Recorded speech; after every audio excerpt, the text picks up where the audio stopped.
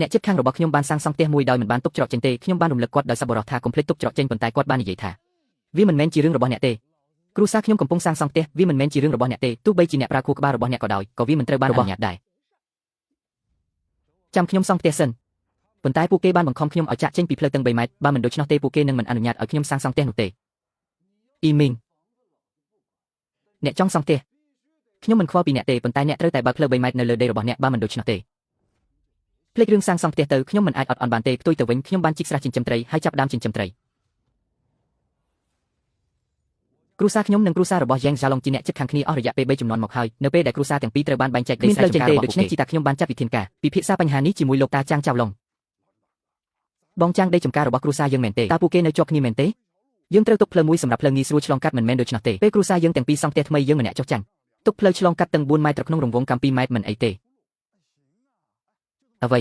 វាត្រូវបានព្រមព្រៀងគ្នាប៉ុន្តែបន្ទាប់ពីផ្ទះរបស់គាត់ត្រូវបានសាងសង់រួចផ្លូវចូលមានទាំងត្រឹមតែ3ម៉ែត្រប៉ុណ្ណោះហើយក្រុមគ្រួសារយើងមិនបានលើកលើរឿងនេះទេ1ម៉ែត្រប៉ុណ្ណោះក្រុមហ៊ុនទាំងពីរបានស្នើឲ្យបោះបង់ចោលម៉ែត្រ2ប៉ុន្តែអ្នកបានផ្ដល់ត្រឹមតែ1ម៉ែត្រប៉ុណ្ណោះ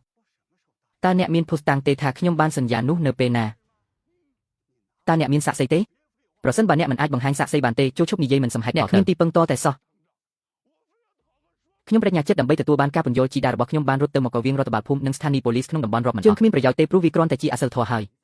ដោយសារវាមិនខុសច្បាប់គ្មាននរណាម្នាក់អាចធ្វើអ្វីពួកគេបានទេការអន់ចិត្តដែលកប់ទុកនេះត្រូវបានខ្ទប់នៅក្នុងគ្រួសារខ្ញុំអស់រយៈពេល30ឆ្នាំមកហើយកាលពី1ឆ្នាំមុនលោកយ៉ាងហ្សាឡុងចិត្តរៀបការហើយដើម្បីសាងសង់ផ្ទះមួយសម្រាប់គាត់ទេវ៉ែបានពង្រីកគ្រឹះបន្ថែម1ម៉ែត្រដោយពង្រីកផ្លូវចូលដើមដែលមានតែ2ម៉ែត្រទៀតប៉ុណ្ណោះហើយ2ម៉ែត្រនោះសុទ្ធតែជាផ្នែកមួយនៃដីគ្រួសារខ្ញុំ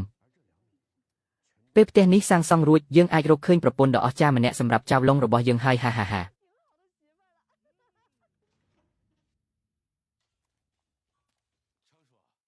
ពូចាងតើពូភ្លេចទុកច្រកចេញពេលពូសង់ផ្ទះលើកនេះមែនទេតើមិនមានផ្លូវនៅទីនោះទេផ្លូវនោះធំទូលាយណាស់ប៉ុន្តែវាមិនគ្រប់គ្រាន់សម្រាប់អ្នកដើរទេនោះជាដីរបស់ត្រូវបានគូឡើងដល់កែនគ្រឹះផ្ទះរបស់ខ្ញុំតាំងចាស់អាចគូអ្វីដែលគាត់ចង់បាននៅលើដីរបស់យើងតើគំនូរនេះយកទំហំរបស់អ្នកដទៃសូម្បីតែ1សង់ទីម៉ែត្រទេវាដូចជាឆ្កែចាប់កណ្ដុរជ្រៀតជ្រែកក្នុងកិច្ចការរបស់អ្នកដទៃខ្ញុំស្ដោះទឹកមាត់ដាក់ចិត្តណារបស់អ្នកដោយគិតពីរបៀបដែលក្រុមគ្រួសាររបស់អ្នកបានសាងសង់ផ្ទះនេះអ្នកមិនបានទុកផ្លូវមួយណាចោលឡើយហើយបានប្រគល់វាទាំងអស់នៅក្នុងដីរបស់ខ្ញុំឲ្យកូនកំពុងធ្វើអ្វីហ្នឹងហើយអ្វីបានជាអ្នកធ្វើដូចជាស្ត្រីម្នាក់ឆ្លោះប្រកែកគ្នាច្រើនអំពីរឿងអ្នកចិត្តខាងផ្លូវនៅទីដើរលេង